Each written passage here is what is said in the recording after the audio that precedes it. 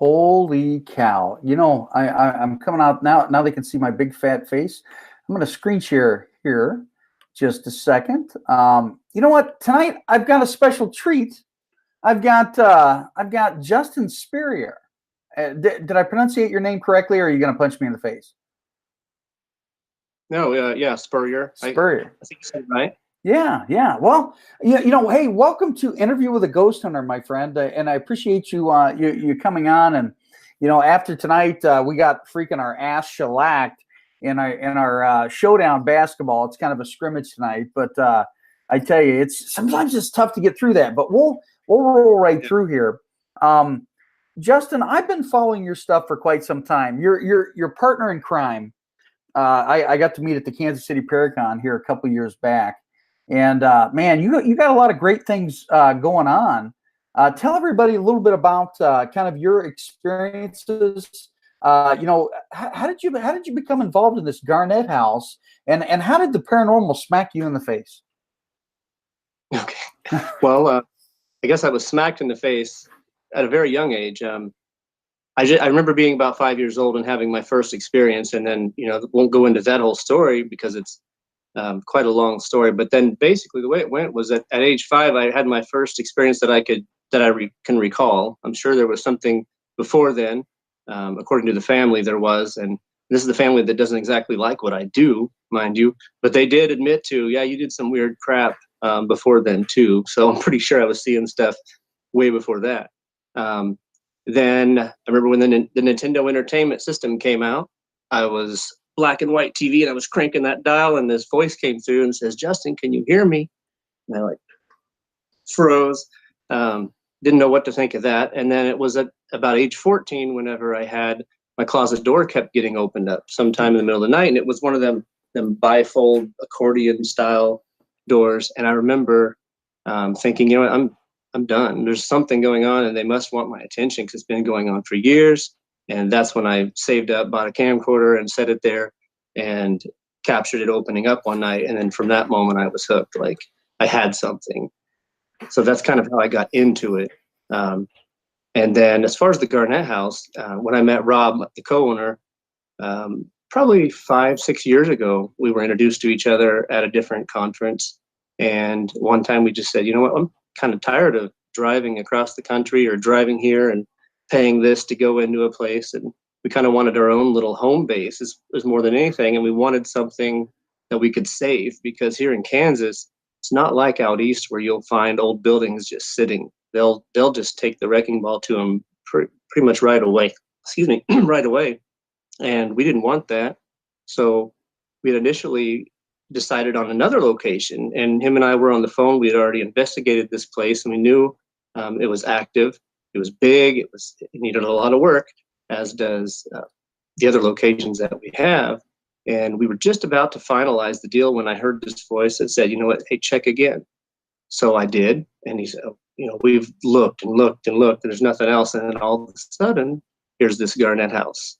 So we went and looked at it and had an experience. As soon as we walked in the door, we were there with the realtor, and something crazy happened that even had the realtor going, what? And we're like, yep, we'll take it. We knew the history was strong, and then we found out so much more, a rich history that they didn't even have a clue about. And on top of that, it happened to be haunted. So we love saving history, preserving it, and haunted is a bonus, I guess. Now, did these spirits that used to open up your closet door, did they happen to follow you from place to place, do you think? Back then, well, see, on that particular instance, I know that the house had its own thing going on. Now, there was something that, some things or whatever that had followed me around my whole life. I didn't find that out until later, after I really got into it and seeing how this works. Well, as much as we can figure out about how this works, that I was able to draw a conclusion that, yeah, there's been something following me. This place isn't haunted. This place isn't haunted necessarily. It's me. So everywhere I went, this stuff happened. But in that particular instance, it was documented, or it was told to me by other people who had lived there, like, hey, there's something not right in that house, and particularly in this bedroom, which is a bedroom I happen to have growing up. So from about age 14 to 18, I had lived in this house and had that happening quite a bit. And always around midnight or 1 a.m. is when it would happen. So I actually put a little hook latch on it. And one night, I thought, I'm going to stay awake. And I lay there watching nothing. And, I was about to fall asleep, and then I hear it. And then the doors open up, and I said, okay, no one's going to believe me. But I'll get a camera and show them. And I did. And then they still didn't believe me. Whatever. Yeah, now, did you did you show your parents? I mean, what did they think about this? Yeah. Well, okay. With my mom, she's pretty much behind me. She said, I believe all that. We've had weird shit happen our whole lives. My dad he knows this stuff exists, and that it happens, but he just kind of don't like to talk about it or think about it. And I remember I had this little toy when I was a little kid, and it was like one of them personal alarms. You would keychain alarms, wee, wee, wee, wee, if you're getting mugged or something. And I guess I thought it was a neat thing to have when I was little because I could annoy people. And it was in the bottom of my toy box from my youth toys. And here I am, 14. I haven't seen that thing in years. And all of a sudden it starts going off at 1 a.m. And my dad runs down the hallway and says, shut that off. I said, I'm not doing it. And take the batteries out. Well, took the batteries out and it's still just going off. And he's like, I don't care what you do. Just make it stop. I'm like, I don't know what to tell you, Dad. I don't. So at that point, he was like, he kind of just quit harassing me about it because I did it right in front of him. Took the batteries out. There's nothing I could do at this point. Man, it's strange when that crazy stuff happens. Like for example, when myself and the family, we lived in this apartment in Fort Madison, Iowa, just down from the Iowa State Penitentiary, and all of a sudden you would hear like music boxes playing. And we didn't own a damn music box. So, that was strange. Yeah. I love that stuff though. Truth be told, I really like when that stuff happens. Now, a lot. Like I like it too much. Now, yeah. And I'm kind of under the same boat because I do a lot of self-exploration or self-investigation. And, what's that? Can't say self-exploration on air. I know. Okay, they might think that I'm taping this episode interview with a ghost hunter in my underwear. I don't know. It's they're just gonna have to guess, man. No, it's just strange, and I like the strange, and even as a person with so-called gifts, Justin, I still call it crazy. You know what I'm saying? And I chose not to. I grew up like in school. I remember telling people in high school, particularly, "Oh, I know who's going to get a new car." It's like a big thing to get your first car. I know what they're going to get. I knew what color it was. I knew when they were going to get it, and whatever. But I knew, and I knew when the phone would ring. And I just never told anyone this stuff after so long. Of people, in my place where I live, that's kind of just weird. You don't have a lot of that. So. Well, we both live smack dab Midwest in the middle of this what we call the Bible Belt. So we tend to have this bullshit phenomenon that the people are going to throw out there and whatnot. So it is kind of strange. Now, prior to owning the Garnett house itself, it sounds like you were looking pretty hard or investigating in that region. What would you say was like your aha moment that truly, because a lot of people get involved like you and I when we're younger because we think that this shit is cool, but what was the aha moment that you thought, oh my God, this shit is real, and we're gonna have to be careful, we're gonna have to take precautions, when we're doing these things? For a long time I thought I was I thought I was doing okay, and everything's fine. And it was. I mean, I was getting evidence, and I was getting things that I've still to this day have never seen on a TV program. You know, I've never seen the communication the stuff that I'm able to receive. So at that point, when I was probably, I'd say about 8 or 10 years ago, I thought, you know what, I'm kind of done doing everything with a team at all. I'll help other people, but I wanted to go solo and do stuff on my own, and more of a research type thing, where I just conduct different tests and stuff. And there was one time when I guess I got too comfortable with myself and my ways, and something really put me in check. And it was the first time that I was ever attacked. I mean, people have been screaming, I was scratched at this place, and I was scratched, and I'd never been scratched. And I'd stayed the night in these prisons and everything you see on TV by myself, and I don't get scratched unless I fall or hit something. But I wasn't scratched at that particular time. I was lifted out of my bed and levitated, and that was pretty much the scariest damn thing that's ever happened to me. And I didn't even think something like that would happen. But just in the movie, like in the movies where you see them arched over on their back, and that's basically what it was. I was lifted up, and there's a story that goes along with this as to why, you know, that happened, or I believe that happened. But the way it ends is I'm in the air floating, and my wife is sleeping, and I can't move, I can't scream, I can't breathe. My eyes were strobing, and I remember saying, you know, I command you to let me go in the name of God, and whatever I said, it didn't work. And that was the moment I said, oh shit, that's the best thing that I've got. That's always worked. And about that time, I was either released or slammed. I don't know. I've never levitated in free fall, so I don't know the difference. But I was definitely dropped back into the bed. My wife rolled over, slugged me in the shoulder, and says, "You're snoring in your sleep again."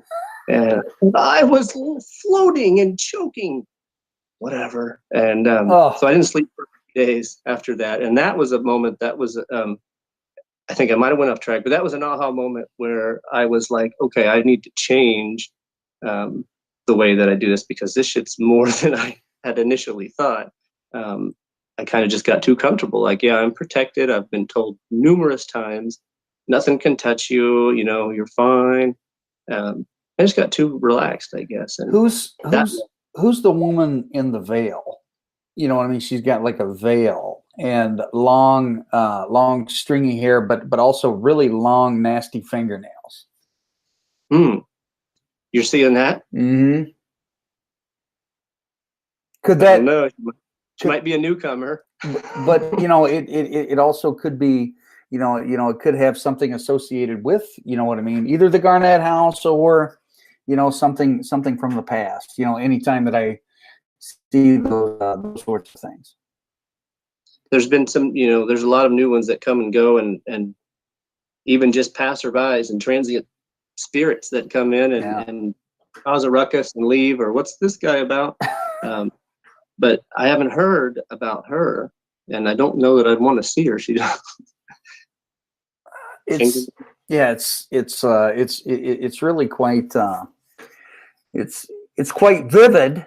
You know what I'm saying? And again, you know, could it be Me Too? It could be, because, you know, both. Would you say that that you're perhaps a haunted individual, or an individual with those gifts? You know, much like a medium. I think yeah. I mean, I don't know that there's a way to really tell who does what. If someone's haunted, it could very well be that they have these gifts, and spirits are like, yo, wake up, we're here. But we probably all have them. It's just some are better at using these gifts than others, and some, just like hitting a baseball, anyone can pick up a bat and hit a ball. Some people can just do it better naturally. So, you know, I think that's what it is my whole life they've kind of just hung around waiting their turn, waiting to get my attention and my time to tell me, hey, Sarah's under a tree. What freaking tree? I don't know. My whole life, that's what I had to hear every time I would go to sleep. And the best way to describe it is like the movie Bruce Almighty, where Jim Carrey was it Jim Carrey playing God? Was it? Yeah. Was that God? Yeah. And then he hears all them prayers come in and like millions of voices, and that's what it was like when I would go to sleep at night. I would finally get to relax my mind, and then I would get rushed by all these voices, and it would be like, Sarah's under a tree, help me, or there's this, or my body's, and I'm like, I don't know what to do. Yeah. So it took me a while to, and talking to a lot of people to explain to me how to turn it on and off. And that only works sometimes or most of the time. But yeah, I think that's my whole life. They've hung around because they knew I could be their voice or listen to them. And I'm still not sure exactly, what they want all the time, but I do my best. But I make sure now to not put any more energy into that than I do my own life and my family, because that can consume you really fast. Once you start helping one, there'll be a million more behind them waiting their turn. Yeah, and it's definitely a control issue. I believe, when it comes to these spirits that, they want they want to make themselves known, and and they want help, or whatever it is. And yeah, that's pretty crazy. Now, I've never experienced the levitation. I hope I never do. And when we look at all these investigators, and you see all their live streaming all the time, you know what I mean, on social media, whatever, and they're all searching for this what do you call it, the pentacle, or you know what I mean, the absolute top, as far as that evidence, the Ark of the Covenant, when it comes to the paranormal. And these people don't understand what they're opening up.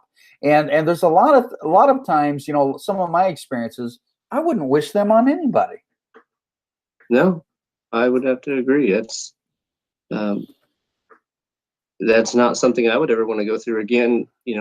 A lot of the stuff was neat, but it's neat in its own way. It's neat for me because it was a path that I've taken to get there. So I'm like, oh, that's what this was about way back. But for someone who just has something happen, oh my God, that was so cool. Let's see how many likes we get. That's, to me, I don't even post most of my stuff at all. Like, if you follow me on, and I'm trying to get better about it, but I just put it in notebooks and on hard drives and document stuff.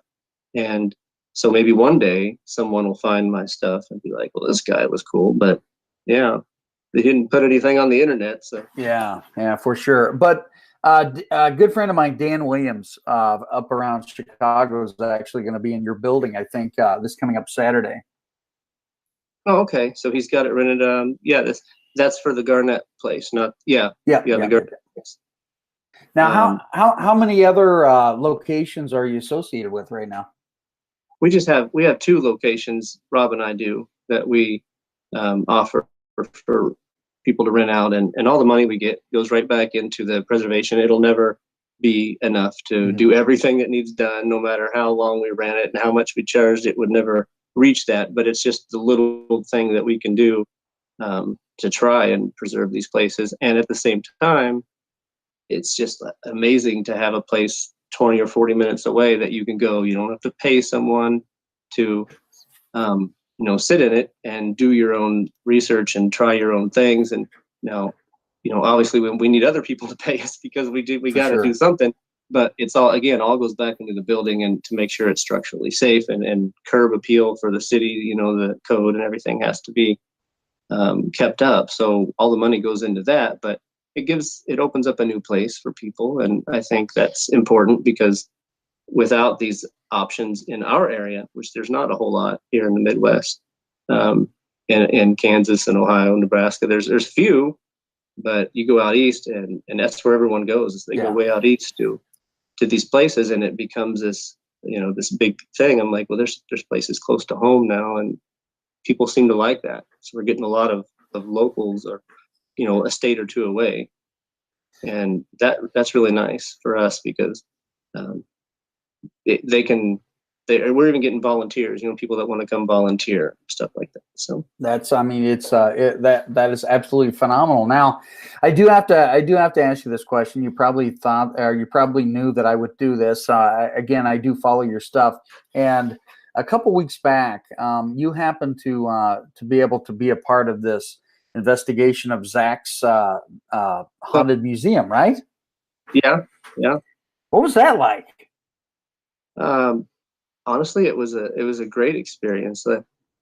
If you watch the show, and I know a lot of people did, it was live. So first of all, it's not a regular edited episode. So there's a lot that goes into that. I can't imagine how much, pressure would have been on Zach's shoulders, being the head of everything and 200 people or whatever running around this site at all times. But to be able to, and there's a moment that really stands out. I'm in the Haunted Museum, and I'm in Dr. Kevorkian's office next to his van specifically, and it's so neat because he's put so much thought into everything, and I didn't take the regular tour yet, so all I know is what I saw, and mind you, in the dark, and because the lighting is really dim in there, probably because there are a lot of sensitive artifacts and different kinds of light and the ambiance or whatever. The reason I chose Kevorkian's room was because he had an office that had bright fluorescent lights because it was part of the theme with the wood paneling, and then he had his death van next to it. And when I'm sitting at Kevorkian's desk and working on my ghost boxes, because during the airline, the flight there, the airline somehow jacked up 6 or 8 of the 12 boxes that I took, which was a huge problem. So I spent a lot of the time fixing those things on Kevorkian's desk next to all of his stuff. And I'm like, it didn't hit me till about, I don't know, I was there probably an hour, and I finally looked up for a second to stretch, and I'm like looking around, and this is the real stuff. This is right where he sat when he, basically where he sat with his bags after he was killing someone in the middle of it. I don't know. It was just wow. But the whole experience was amazing, just to be able to go in there and use your equipment in such a place. Of course, getting to meet, well, I knew some of the guys, like Aaron, I had met years before Ghost Adventures even, but to be able to be in that situation with all them and sitting there, it's really cool. And sadly, I didn't get to make it on air, but there was about 5 or 6 people that didn't get to go in on the live because of the way things went, with the time and everything. But it's fine, and everything went good. What was the Dark Witch like? She's the only one who I didn't get a meter, and they kept her hidden. Nothing scripted. Regardless of what was said by everything, it was so unscripted that we didn't have a clue what we were there to do. There was no, hey, we brought you in to do this, we need you to do that. No, it was, you come here and you don't leave. If you need something, we've got someone to get you taken care of. And then all of a sudden you're rushed out, come with me, and then you sit here and you don't know still what you're going in to do. We have an idea that had the ghost boxes, but yeah, I had no idea first half, second half of the show, who I was going in with, didn't know anything. But she was actually kept a secret, I guess, because the White Witch and the Dark Witch thing that carried over from last year with them meeting up and having a little quarrel. And this time, I guess that was no different, because I was sitting there with Patty, the White Witch, and we're watching it on my phone, watching the live stream, because I had DirecTV, and she's like, oh boy, here she is. It was announced that some of these people were going to be there. So I think we kind of knew what was going on, but other than that, that's all we knew. And I didn't see her until after it was over, that she was hidden that well. So I don't know if they kept her in the basement the whole time or what. Wow. But it was neat. Very neat. That's, it's got to be a great experience to be able to hang out, with those guys, and in reality, whether people like to, admit it or not or whatever, it's just neat to be able to hang out with those folks, because they're real people. They're not just who you see on Saturday nights, Yeah, no, it was, I took my Polaroid cameras. I really like using Polaroids, and so I got to take those. And interestingly, it made a lot of the equipment I had there made it onto the live. The SLS that Billy was using was mine. The Polaroid camera that you see him take a picture of Peggy the doll with, he took one photo and the camera broke of Peggy the doll, that you're not supposed to take her photo. Now, I have a photo of her that Dakota had taken when we were together, And I put that in my hotel room, and it was the craziest. It was the first night I was there. I went straight from the airport to the museum, and he took that photo, and I had disembodied voices in my hotel all weekend, all that week that I was there. And so I don't know, I could say there's probably something to this photo, or that doll particularly, but when Billy took one photo and it broke the camera, I was left with a bunch of film, and they couldn't use it in that camera. And then time ran out, and I told Billy, I said, I can't fly home with this because the X-ray machines are probably going to screw up Yeah. a lot. He said, have at it. So I took pictures of so much stuff in the museum, which you're not supposed to take photos, but he gave me the permission to take these photos for my own private use. And so that alone was worth it, just being able to take pictures with a Polaroid of these haunted objects and just to have them. And they're not even great quality photos or anything, but I have them. So I was excited for that. Yeah. And again, you probably assumed I was going to ask you about that. Surprisingly, not a lot of people knew I was going, but not a lot of people knew or said anything after it was all said and done. And that's fine, because I'm not saying I will or won't go back to something else at some point with them, but it would be neat. So I'm hoping, get another shot to do something else with them, because it really is an experience to see how all of the cameras and the setup works, and to know that firsthand. I may be the one person that says they don't show the good stuff on TV, but I can tell you that it was real as can be when I was there. There was nothing that was embellished at all. Well, we need to get their butts to the Garnett House. Zach, I'm just throwing that out there. Zach, come to the Garnett House and invite the closet medium. Damn it. Okay. Anyway. There you go. No, it really is neat to see some para-unity at play, but there's so much crap out there, isn't there? With different people with ego and jealousy and all that sort of stuff. Doesn't that drive you crazy? Yeah, that's why I kind of just stay to myself and keep doing what I do. I make a joke or something here and there. It's usually some dad humor on my post, and then that's about it. I don't click like on anything political or anything rants or anything like that. I try not to read it, and just keep doing what I do and stay out of it all. Well, this is our first conversation together, but just out of that, I'll say, man, you're as genuine as they come, and Justin Spurrier is quite a great guy. Now, I forgot to ask this question early on, and I know, I see that face. Anyway, I forgot to ask this question right away. Interview with a ghost hunter. Sometimes the term ghost hunter bothers people. Does it bother you? You get told, oh, you're a ghost hunter or paranormal investigator. I don't know that I'm not hunting any. I don't get upset about it. It's just a label that a lot of people interchange, and then some people go, you call it a ghost and it's a spirit. Yes. Well, I don't care. My shirts, they say, because we all have to have shirts.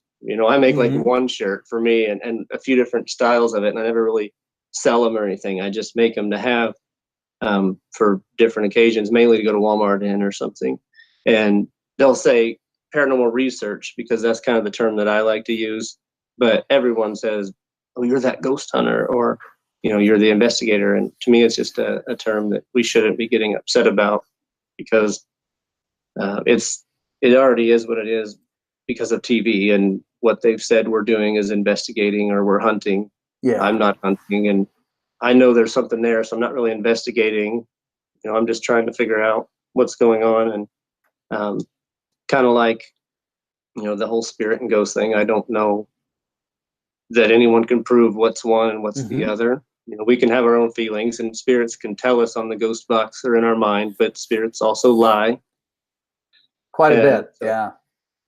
If anyone's going to question anything, I think we need to start saying, instead of saying this is what it is, we need to say, I think this is what it might be. In everything, like, I don't know if this voice that came through when I said, what is your name? And it says, Ronald, whatever. And then someone says, is that a ghost? I don't know. Yeah. Maybe. I don't know. You just heard it on the radio. It's not for sure, but we're getting too many of these people going, oh my God, it said demon. And it really said, it's screaming or something from an advertisement. It's a lot of it's interpretation. I get that, but a lot of bad stuff gets spread around too. So I think we should be arguing about how many times people just say this is what it is and act like it's a fact when we really don't know. And I believe this stuff exists, but we don't know what we're hearing. And Exactly. I just find a lot of bad information being passed around and bums me out more than anything. Yeah, and that's where you find a lot of the drama, or the paradrama that they call it. When it comes through with that. Now you opened up a can of worms. Not really, because I was going to ask you that question anyway here before we get close to our end here. Demons, how prevalent are they, and why are they so prevalent in today's society or research?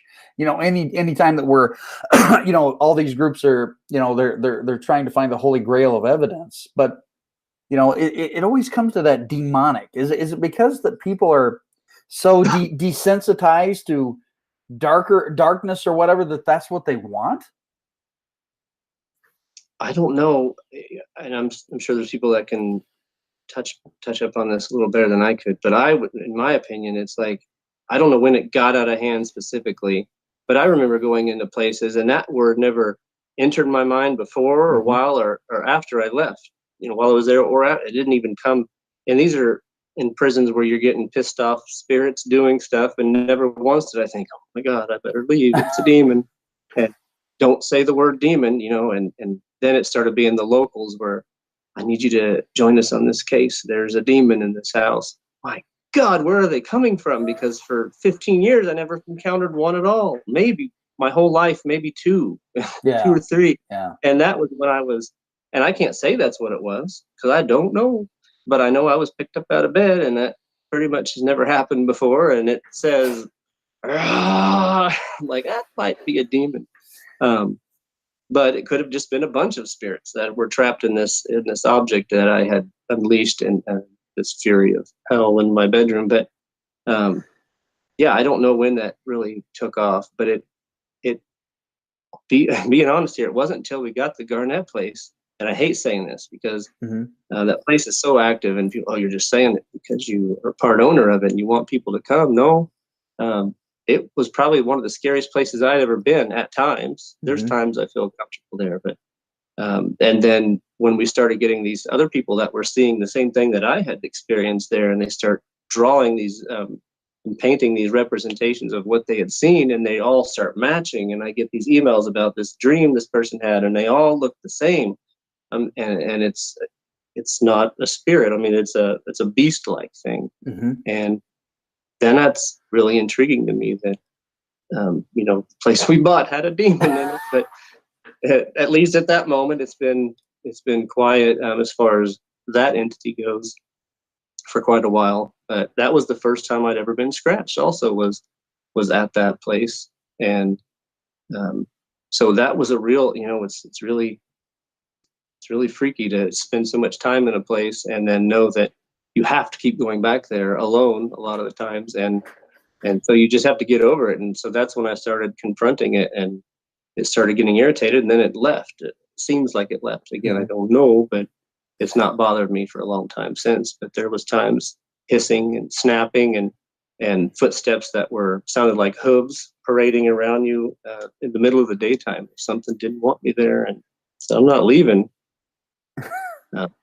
But it was intimidating me for quite a while. And so if there was anything that was a demon, I would say there was definitely one there for a while that was making its presence known. But I don't know why it came out so strong last few years, 5, 6, how long has it been? 10 years probably been going around demon. Yeah. Well, and I never knew that. If I ever get a chance to come to the Garnett house and I walk in and I turn all shades of white, you're going to say, oh shit. It could be a demon. Anyway, I'm excited to see what Dan Williams, gets. He's going to be doing some other scientific evaluation of your place, and I'm super excited about that. Share with everybody where they can follow you, get a hold of you guys, and definitely your both of your haunted locations, because I think that's important to share. Okay, so for the locations we have right now, we just have the one main website. We haven't gotten around to building one for the second location. So on the Garnett House website, it's 1858hotel.com. And then within that site, we have kind of a regular historical thing, which we're continually updating. We don't have everything there. And then we have a paranormal side where you can kind of see a few clips of what's happened. Honestly, we have so many clips of things happening from the security cameras that we've never released.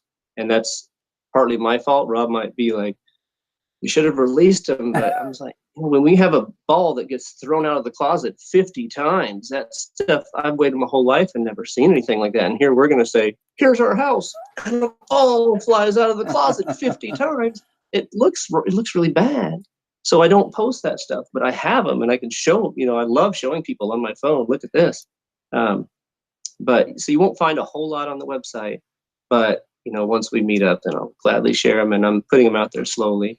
1858hotel.com, and from there you can actually book both locations or either location, and that is the 1858 Garnett House or the 1904 church. Nice. And it's 30 minutes away from the hotel, so a lot of people are doing the double booking thing, and we give a little discount for that. And then as far as me, it's just justinspurrier.com.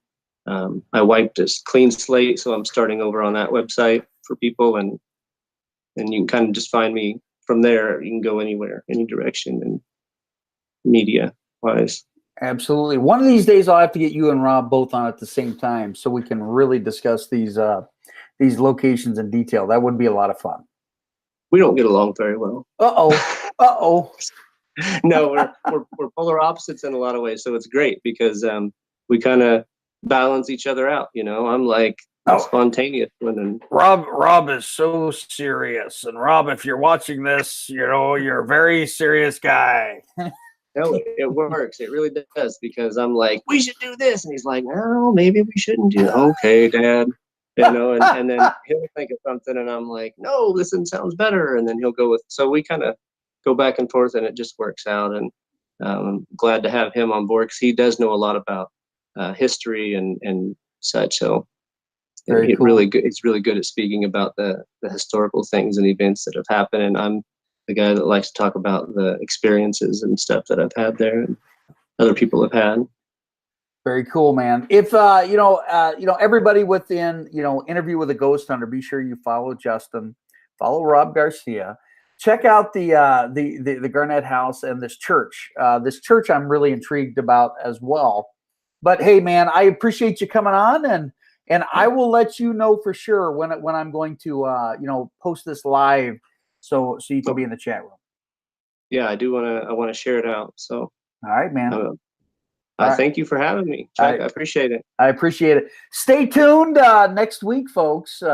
Interview with a Ghost Hunter. You never know who in the hell I'm going to bring on.